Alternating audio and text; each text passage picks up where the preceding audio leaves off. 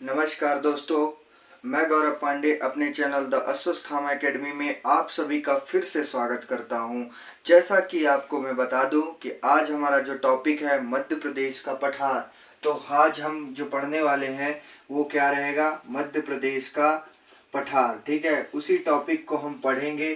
ठीक है, मध्य प्रदेश का भौगोलिक विस्तार देखेंगे, जियोग्राफिकल कंडीशन देखेंगे। बहुत सारे बच्चों के मन में ये डाउट था कि पहला चैप्टर कौन सा आने वाला है, तो पहला चैप्टर मध्य प्रदेश का पठार।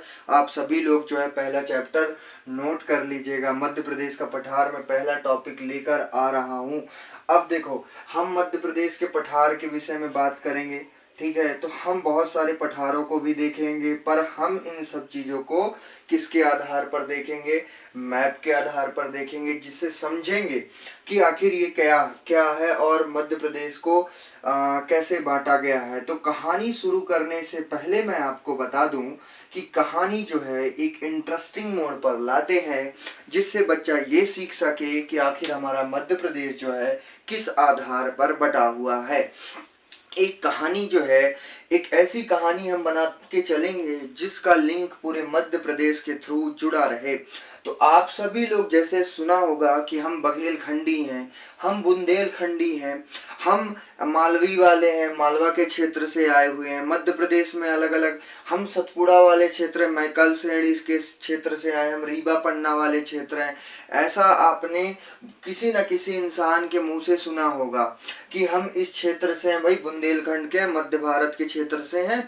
तो आपको ये सुनने के लिए बहुत मिलता होगा। कई लोग जो है हम बोलते होंगे बघेलखंड और बुंदेलखंडी, ये दो शब्द तो आपने सुना ही सुना होगा। और मालवा वाले, भाई मालवा वाले, इंदौर वाले जो है मालवी हैं, मालवा के क्षेत्र से, आगर मालवा के क्षेत्र से आए हुए हैं, ऐसा बोलते हैं। अब इस कहानी को हम शुरू करने से पहले मैं आपको बता दूं कि कहानी जो है एक इंटरेस्टिंग मोड पर लाते हैं, जिससे हमारा मैप जो है तैयार होगा। तो वीडियो पे बने रहिए, तब तक वीडियो को लाइक एंड हमारे चैनल को सब्सक्राइब कर दीजिए। तो चलिए शुरुआत करते हैं। आपने कभी ना कभी कहीं ना कहीं तो कुछ तो देखा होगा कि मध्य प्रदेश को कुछ ऐसे बटा हुआ। ये जो क्षेत्र मैंने अभी जो पैराग्राफ, ये डायग्राम जो मैंने बना दिया, इस क्षेत्र को बांट दिया, इसको बोलते हैं, ये हमारा पहला क्षेत्र है। इसे हम बोलते हैं क्या, तो मध्य भारत। क्या बोलते हैं इसे, तो इसे हम बोलते हैं मध्य भारत का पठार।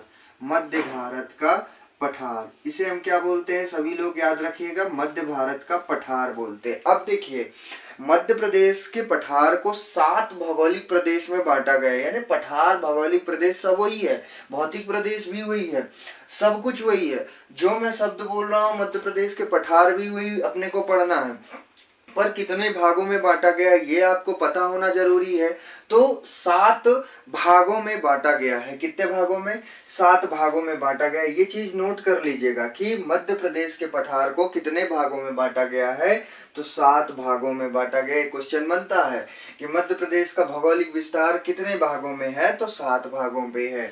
सबसे पहला जिसमें हमारा जो क्या हो गया, मध्य भारत का पठार आया। अब जो है आपको मैं इसका क्षेत्रफल भी बताऊंगा, पर अभी यहाँ पे हम नहीं बताएंगे, आगे बताएंगे। ठीक है, तो दूसरा जो है हम देखते हैं, दूसरा हमको क्या देखने के लिए मिलता है कि दूसरा जो है हम देखते हैं क्या, दूसरा हमको यहाँ पे मिलता है बुंदेलखंड। मैं जिस बुंदेलखंड की बात कर रहा था वही है ये बुंदेलखंड। क्या है, बुंदेलखंड का पठार। ठीक है, बुंदेलखंड का पठार आपने सुना होगा, बुंदेलखंड का पठार कई बार सुना होगा। बुंदेलखंड आता किधर है, ये वाला जो पोर्शन है, ये वाला जो क्षेत्र है, इसे ही हम बुंदेलखंड कहते हैं। और यहाँ से जो अंदर लेके गया ये पूरे मैप में मध्य प्रदेश के, इसे हम कहते हैं क्या, मध्य भारत का पठार।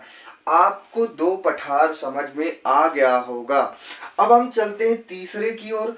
तीसरा हमको क्या देखने के लिए मिलता है, तीसरा हम देखते हैं यहाँ पे हमको देखने के लिए मिलता है क्या, रीवा पन्ना। रीवा पन्ना आपने सुना होगा, यहीं पे पन्ना है, इसी के जगह यहाँ पे रीवा है। कल मैंने मैप में आपको बताया था कि रीवा कहाँ पे है और पन्ना कहाँ पे, तो इसे हम क्या बोलते हैं, रीवा पन्ना का पठार। रीवा पन्ना का पठार, ठीक है, इसे हम क्या बोलते हैं, रीवा पन्ना का पठार। अब देखो, इतने सब चीज हो गई, हमारे 3 पठार हो गए, सबसे पहला कौन सा है? मध्य भारत का पठार। दूसरा कौन सा है? बुंदेलखंड का पठार। तीसरा कौन सा है? रीवा पन्ना का पठार। अब देखिए, कहानी को समझिए आप कि हमने जो क्षेत्र देखे हैं, सबसे पहले कौन सा देखा है? मध्य भारत का पठार देखा है, जो ऊपरी के साइड उत्तरी के क्षेत्र को लेकर कौन चला गया? मध्य भारत। फिर एक उत्तर में हमको और देखने के लिए क्या मिल रहा है? बुंदेलखंड का पठार। फिर तीसरा जो है, हम पूर्व की ओर चले जाते हैं, उत्तर पूर्वी क्षेत्र कहेंगे इसे।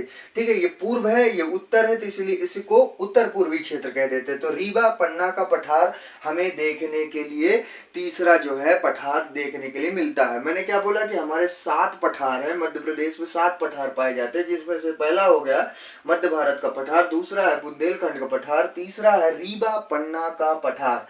अब हम चलते हैं चौथे पठार की ओर। तो हम चौथा पठार कौन सा देखेंगे? चौथा जो है आपको हमारा जो है, जहां से मैं भी बिलोंग करता हूं, आपको मिलेगा क्या? बघेलखंड। क्या? बघेलखंड। हमारा जो चौथा पठार है, हम देखते हैं उसे हम क्या कहते हैं? बघेलखंड।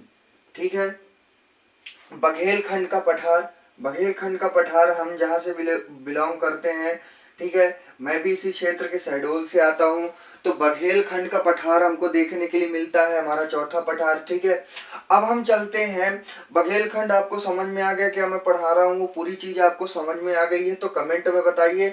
और जो है, अब आपको जो है एक चीज देखने के लिए मिलेगा कि अब हम इसको सर्कल फॉर्म पे बांटेंगे।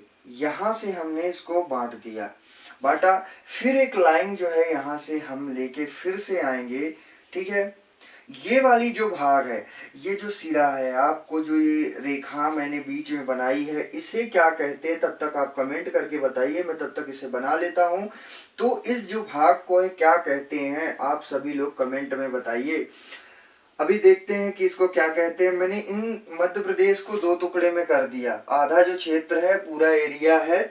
और आप ये भी एक चीज ध्यान रखना कि हमारा जो बघेलखंड है, मध्य प्रदेश का सबसे छोटा पठार है। इसके विषय में भी आपको बताऊंगा कितने क्षेत्रफल पे वितरण पे फैला हुआ है।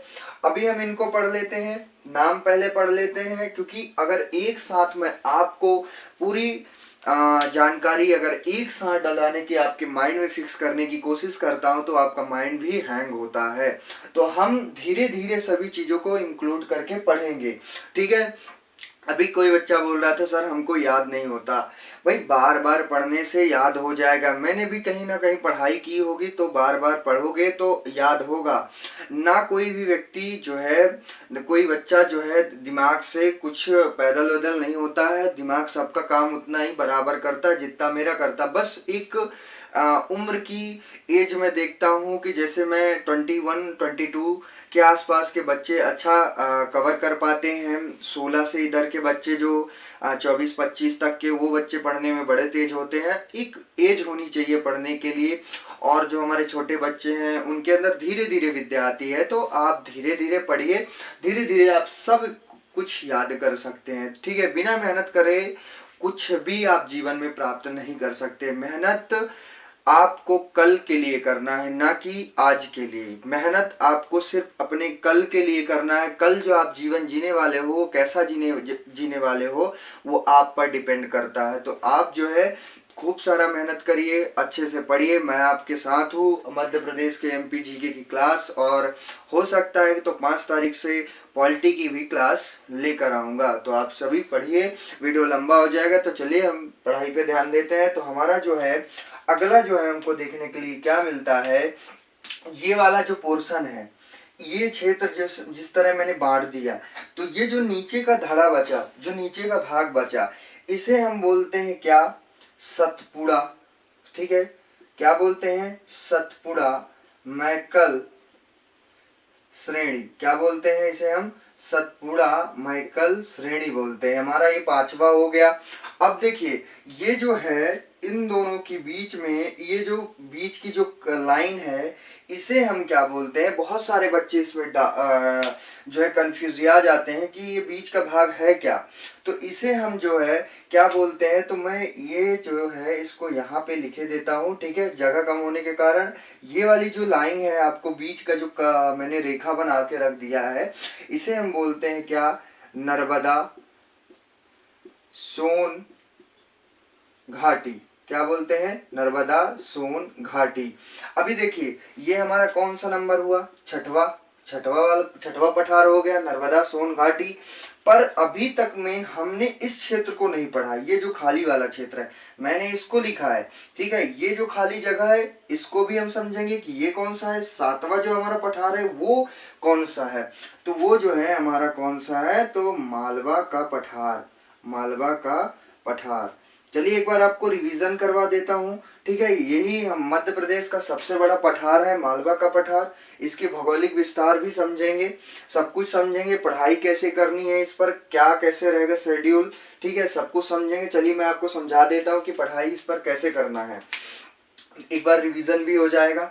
देखिए मैंने लिखा मध्य भारत का पठार। मध्य भारत का पठार जो है इतने क्षेत्र को हम पहले कवर करेंगे, जिसके क्या देखेंगे, कृषि देखेंगे, पानी का व्यवस्था देखेंगे, नदियां देखेंगे, इस क्षेत्र के अंदर नदियां कितनी है, वन संसाधन कितने हैं, खनिज क्या होता है, हर एक चीज पढ़ेंगे। ये बट गया, थोड़ा सा हमने लिया और थोड़ी सी पढ़ाई पे 7 पठारों में हमने पूरी पढ़ाई कर ली। बटा कि नहीं बटा। दूसरा बुंदेलखंड का पठार, इसके भी खनिज, नदियां, मिट्टी, यही सब चीजें देखेंगे। कितना प्रतिशत जो है फसल होता है यहाँ पे, और कौन कौन सी फसलें होती हैं, कौन से प्रमुख फसल हैं, इन सब चीजों को जानेंगे कि नहीं जानेंगे। अब देखो सेम इस पर भी है रीवा पन्ना का पठार, सेम उसी तरह पढ़ना है। बघेलखंड का भी पढ़ेंगे, फिर नर्मदा सोन घाटी भी है, सतपुड़ा मैकल श्रेणी का भी उसी तरह हम पढ़ेंगे, फिर मालवा का पठार भी हम पढ़ेंगे। यहाँ की जलवायु, मिट्टी, वन और सब कुछ देखेंगे। तो हमारा धीरे धीरे सब कुछ क्लियर हो रहा है। आई होप आप लोगों को ये समझ में आ गया होगा। तो हम अब इनके जो है क्या परसेंटेज लिख लेते हैं कि कितने क्षेत्र पर कौन सा जो है भाग पर कितना परसेंट लेकर बैठा है। मतलब आपको मैं बता दूं कि जो है जैसे ये मध्य भारत का पठार है, हमारा ये पूरा मध्य प्रदेश 100% प्रतिशत आपने सबने पढ़ा होगा। हमारा ये जो मध्य प्रदेश है वो कितना है, 100% है।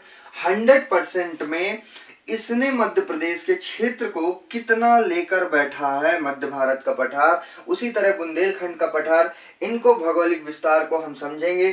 तो वीडियो पर बने रहिए। तो चलिए समझते हैं। तो अभी तक हमने पूरे मध्य प्रदेश को, मैप को समझा कि हमारे मध्य प्रदेश में 7 भौतिक प्रदेश या पठार कैसे वितरण है, वो आपको समझ में आ गया होगा। अब हम इसको समझते हैं। एक चीज मेरे उदाहरण पे ध्यान दीजिएगा कि मेरी जमीन है, मान लो मेरी जमीन है, या कि कोई एक व्यक्ति है कि उसके कितने लड़के हुए, 4, ठीक है, उसके 4 हुए। हमने जमीन को कितने में बांटा, 4 भागों में बांटा। 25-25% चारों के हिस्से पे आएगा कि नहीं आएगा, आएगा। 25% लेकर बैठा। अब मैं एक समझाने का थ्रू रख रहा हूं। उसी तरह मध्य प्रदेश के क्षेत्र को, हमारा मध्य प्रदेश मैंने पहले बताया 100% है। कितना है, 100%। उसी मध्य प्रदेश के क्षेत्र को मध्य भारत कितने परसेंट लेकर बैठा है, 10.7%। आपको समझ में आ गया होगा, बहुत आसान से समझाया हूं कि 10.7% जो है मध्य भारत का पठार मध्य प्रदेश के हिस्से को लेकर बैठा है। 34,890 वर्ग किलोमीटर में फैला है। ये पूछा जाता है प्रश्न में कि मध्य भारत का प्रतिशत कितना है, मध्य भारत कितने प्रतिशत लेकर बैठा है। 34,890 वर्ग किलोमीटर क्षेत्र पर पूरा मध्य भारत जो है फैला था, जो हमने मध्य भारत शुरुआत में बनाया, ठीक है। दूसरा हमको देखने के लिए क्या मिलता है, बुंदेलखंड। बुंदेलखंड कितना लेकर बैठा है, 7.7%। और वर्ग किलोमीटर पे अगर देखा जाए तो 23,733 वर्ग किलोमीटर पर लेके बैठा है।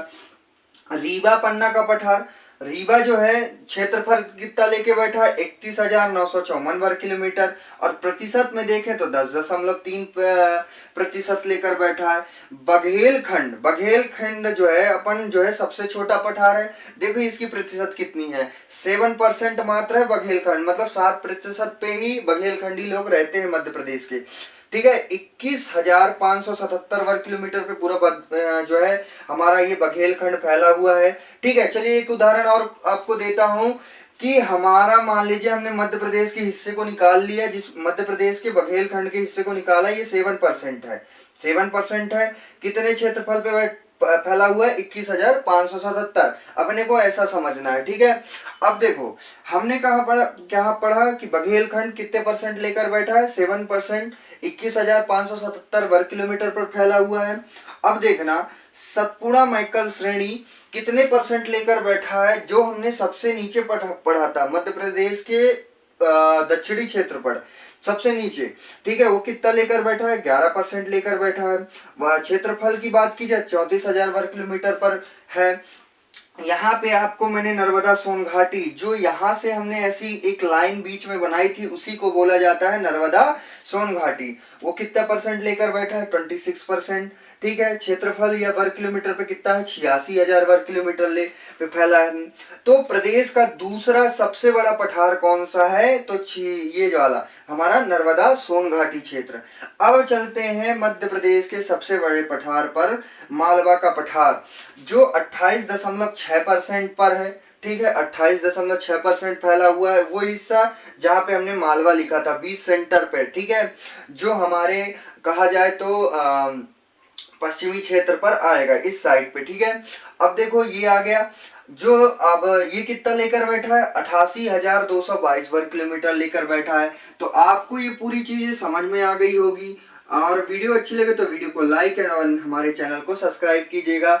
देखिए मैंने मेरा जो समझाना तो था वो मैंने बहुत ही आराम से समझाया है कि हमारा कोई भी क्षेत्रफल है, बच्चा इसको परसेंटेज को समझने में बहुत गलती करता है, इसीलिए मैंने बहुत आराम और सिंपल मेथड से समझाया है। अगर आपको अभी भी समझ में नहीं आ रहा है तो मैं इस थोड़ी यहाँ पे अभी मिटा कर देखते हैं, ठीक है। यहाँ पे मिटा के देखते हैं। मान लीजिए कि ये मैंने बनाया क्या? मध्य प्रदेश। मध्य प्रदेश को बनाया हमने। मध्य प्रदेश का मैप में बोला था सभी बच्चों से आना चाहिए भाई, मध्य प्रदेश का मैप बहुत जरूरी है। मान लीजिए मध्य प्रदेश है, मैंने बात किया था मध्य भारत की। मध्य भारत को हमने बांटा किधर? इधर, ठीक है, मध्य भारत था हमारा। वो ये क्षेत्रफल लेकर कितना बैठा? इस साइड का भाग 10.7%, 10.7%। कितना वर्ग किलोमीटर है? इसका जो क्षेत्रफल का किलोमीटर है वो कितना है? 34,890, 34,890 वर्ग किलोमीटर पर ये फैला हुआ है। आपको अब समझ में आ गया होगा। जहां तक होता है कि इसी पे बच्चा डाउट होता है तो आपको ये पूरी क्लियर होगी। तो वीडियो अच्छी लगे तो वीडियो को लाइक एंड हमारे चैनल को सब्सक्राइब जरूर कीजिएगा। तो वीडियो को जितना ज्यादा से ज्यादा होता अपने दोस्त सभी जो हमारे कंपटीशन की तैयारी करते हैं, एमपीजी के बहुत क्वेश्चन पूछा जाता है। इस बार तो सरकार ने अभी बीच में ऐलान भी किया है कि एमपीजी को बहुत डीप पूछा जाएगा। तो आप सभी लोग जाइए और हर जगह वीडियो को शेयर कीजिए। तो धन्यवाद। वीडियो अच्छी लगी तो वीडियो को लाइक एंड चैनल को सब्सक्राइब कीजिएगा।